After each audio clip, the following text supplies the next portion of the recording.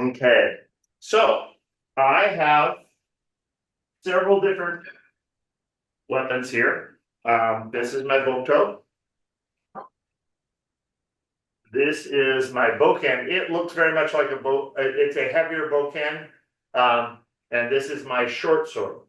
Um, if you'll notice, this most Boktoh or Bokken look more like my short sword. This one's a kind of a cross between a Boktoh and a Bokken, but it has that curve, unlike the Boktoh, which is straight.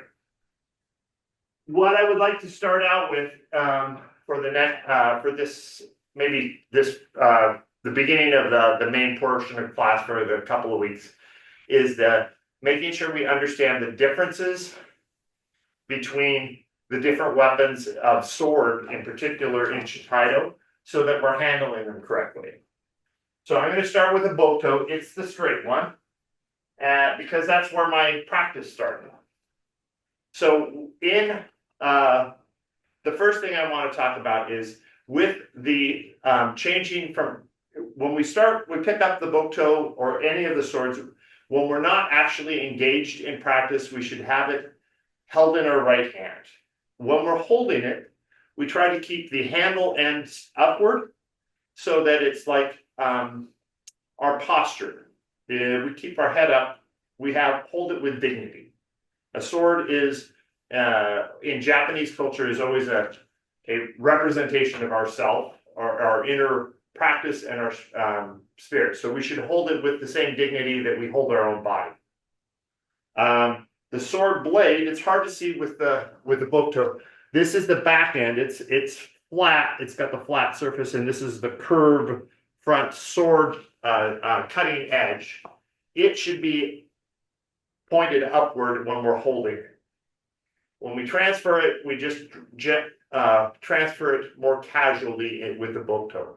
We don't, casually is not the right word, relaxed. There is no formal pause in the middle, like we do with the Bokken.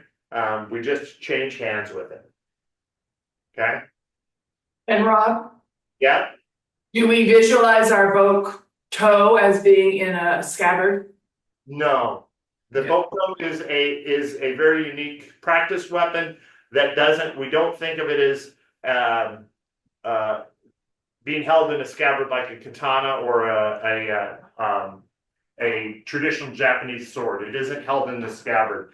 It is just held in your hand. It's something that is always out. It matters whether it's in your left hand or your right hand. Left hand, when you're holding it in your left hand, you're ready. You're saying you're ready for what is going to happen. So if you're holding it in your left hand, and when I was younger, sometimes we would get somebody coming at you as soon as you have it in your left hand. You had to be ready. So you imagine if you're moving it from your left hand or into your left hand to begin kumite, you're right away. You're ready to practice. So there's several ways to draw. I'm gonna be standing for this part. In drawing it, for the traditional inside or when you're in crowded space, you just reach over, grab where the top of the handle would be, which is about a foot down, with your right hand, and just bring it over your shoulder and reach out. With Boktoh, we always begin and end with Shoko.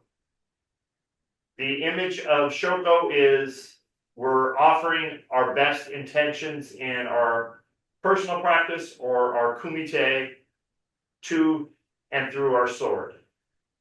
So when we finish, that energy should be going into the sword all the way until we put it away. And to put it away, we just unwind it and bring it back to a ready position. Again, the blade is coming up. Traditionally, when we're doing with the Boktoh, we do tenso and shoko at the beginning and end of each kumite or longer practice. I don't have enough room I can touch my ceiling here. So I don't have enough room to stand and do that. So I'm going to be sitting on, there's a little blue stool here. I'm going to sit on the blue stool so that I can show you the angle of tenso with the Boktoh versus later we'll see it with the Bokken. Well, how we express tenso with the Bokken. So just sitting down. I'm on my left side. My intentions are far distant. I just reach out over and shoko. And then reach up tenso. And as you notice, it's always straight out. I extend my energy beyond and through my tip of my sword. Here's the Boktoh. I reach, I hold it there because I want to reach not just a straight line, but have that energy connection with the universe, heaven, whatever we see out beyond, our aspirations. And then as we come back down to Shoko, we keep that connection, reaching out, out as far as we can. Our eye vision is out beyond. Our chest and hara are slightly forward from the hips as we reach out Shoko.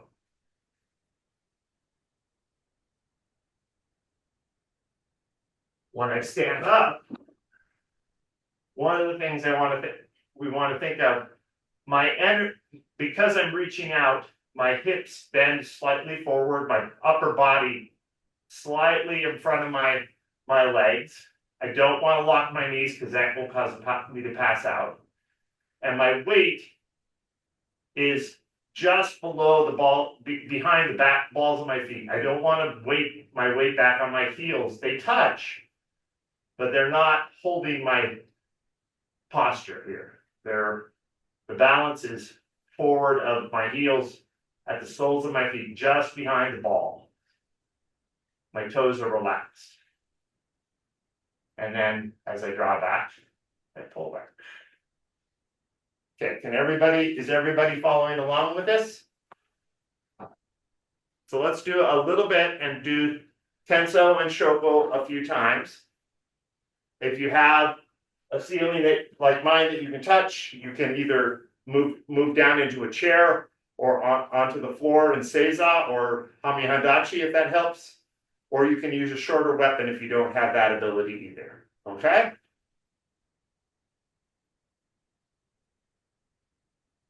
So starting with let's move over to the right side and just move it over to the left. We are ready.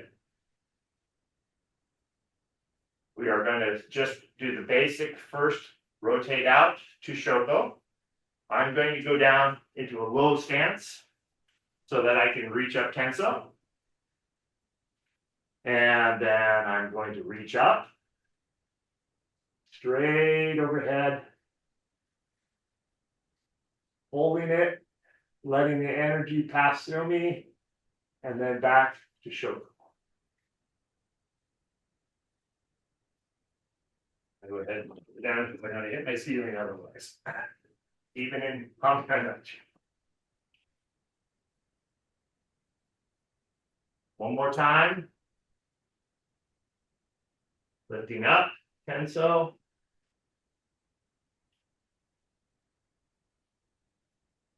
And hold for a moment, reach a little higher, and then to shoko.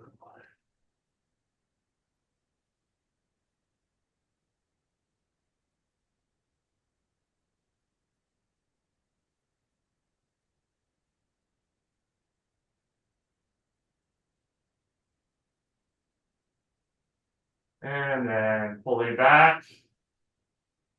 And hold.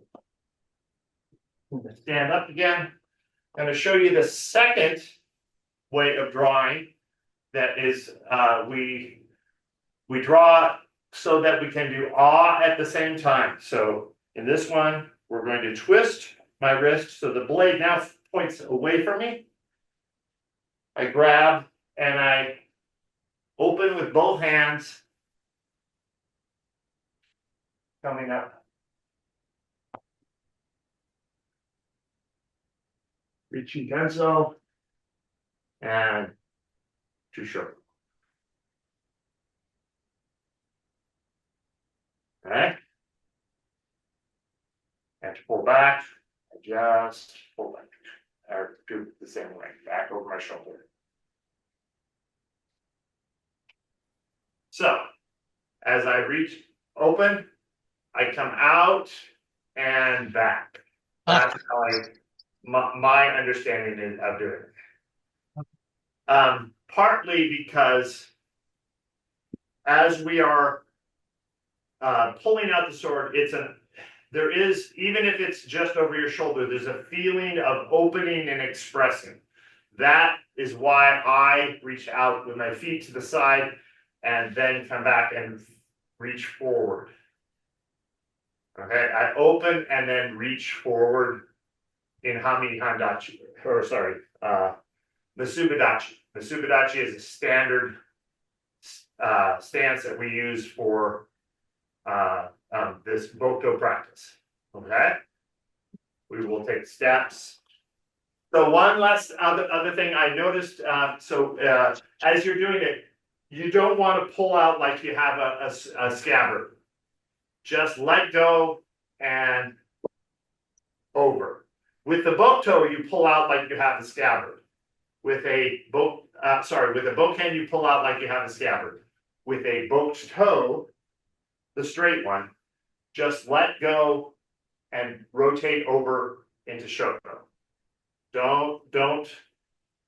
You don't have to push in or pull out at all for the Boktoh. Okay, just an opening ah cut or chuden level cut.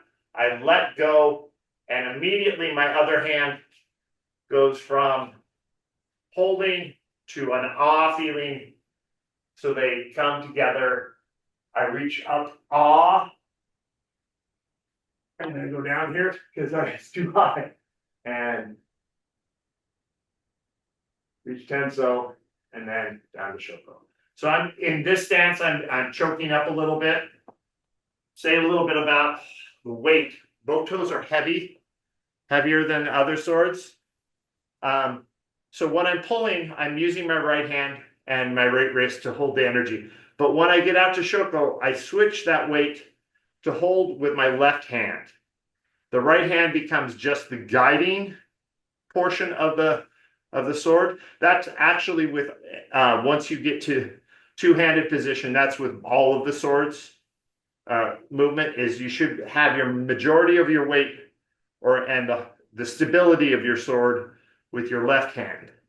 So your left hand has to reach out too. Your right hand is kind of like pulling it and pulling it, your left hand a little further for Shoko.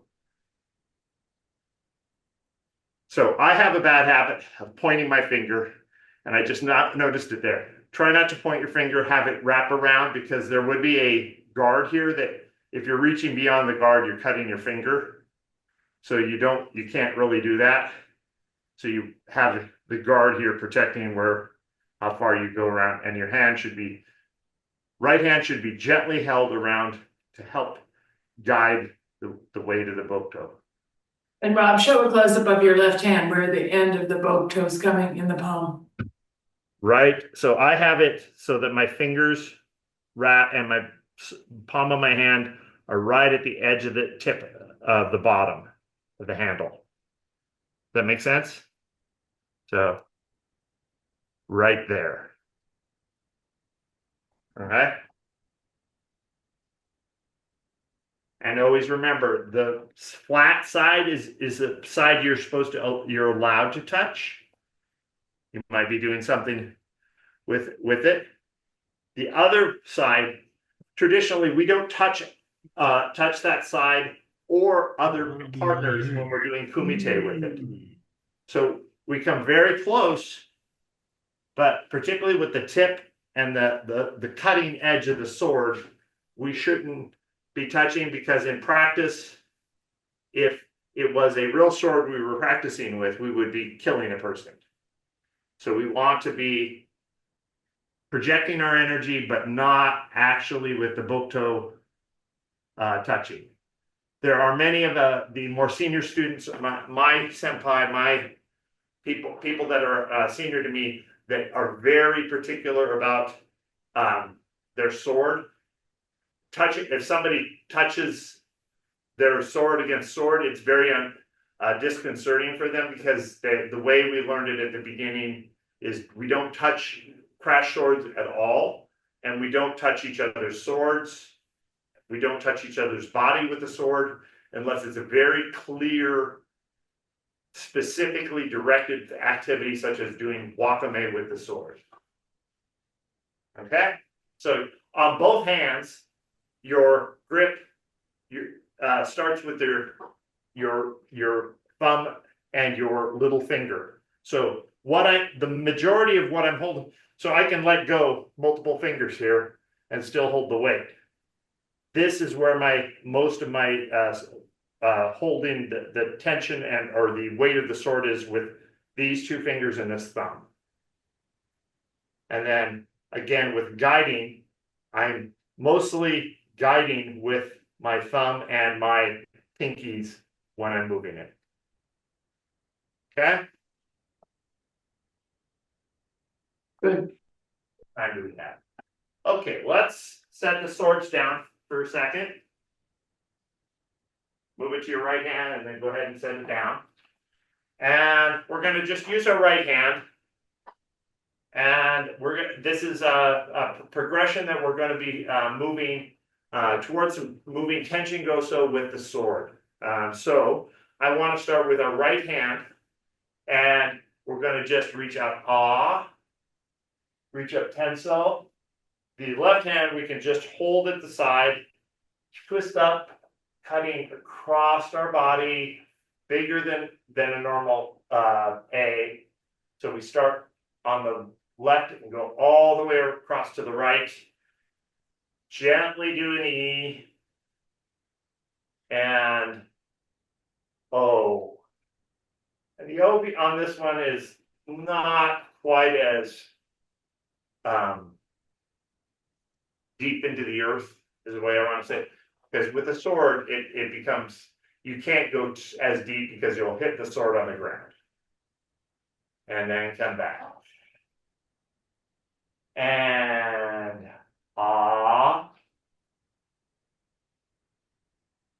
A, E, O,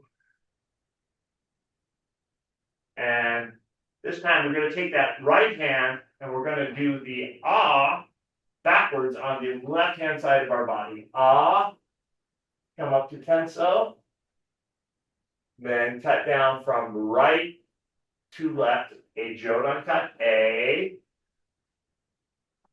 Then we're going to push out gently, E. Come back so that my right hand is near my left shoulder, and O.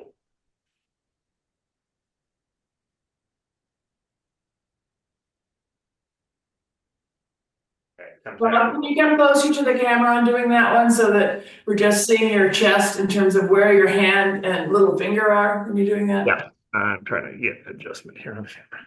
So just come closer, come closer, come closer. I want people to be able to see where your hand is. Okay. Okay. That's the standard way. I wanted to go the other way. Okay. So this one is ah. I want to make sure you can see that my hand as it cuts down. A. And you're leading with a little finger here. E. And then back, twisting back. I twist back and O. Because that would be my O. You're doing a cute on O then. So I think maybe I need to put a You switched it, bro. Maybe it makes sense here. So this is my short sword so I don't hit the ceiling. So my right hand, A,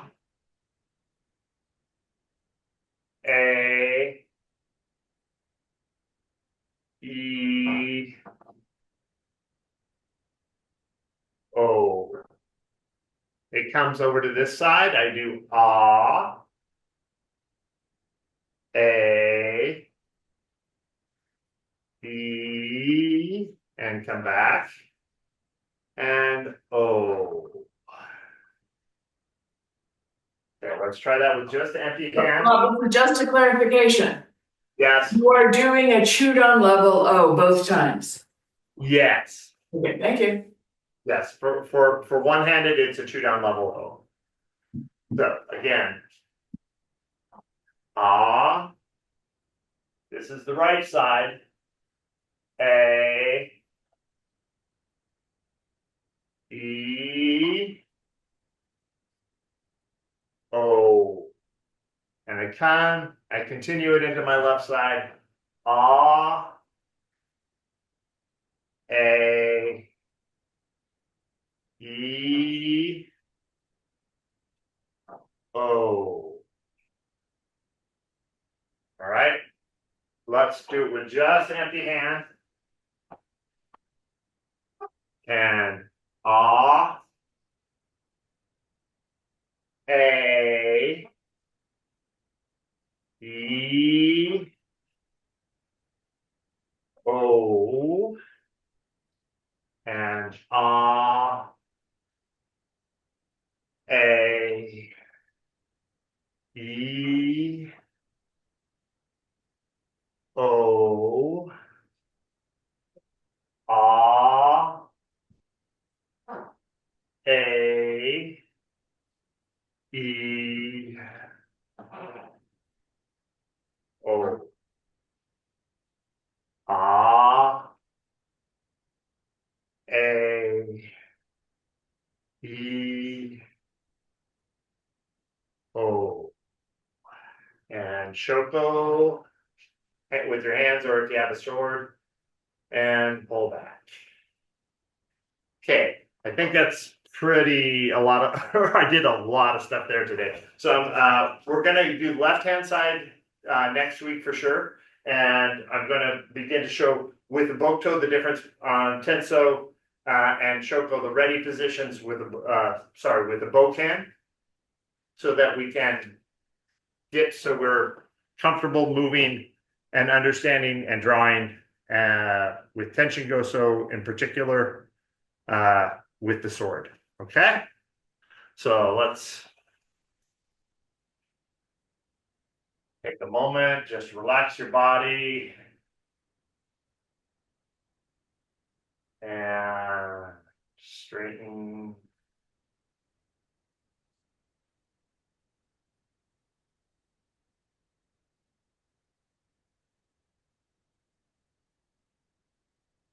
And Boktoh.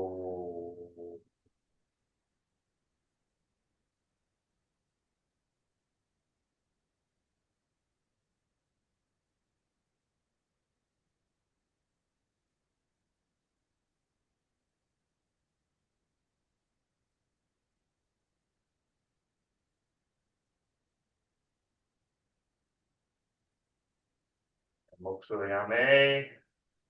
Ready?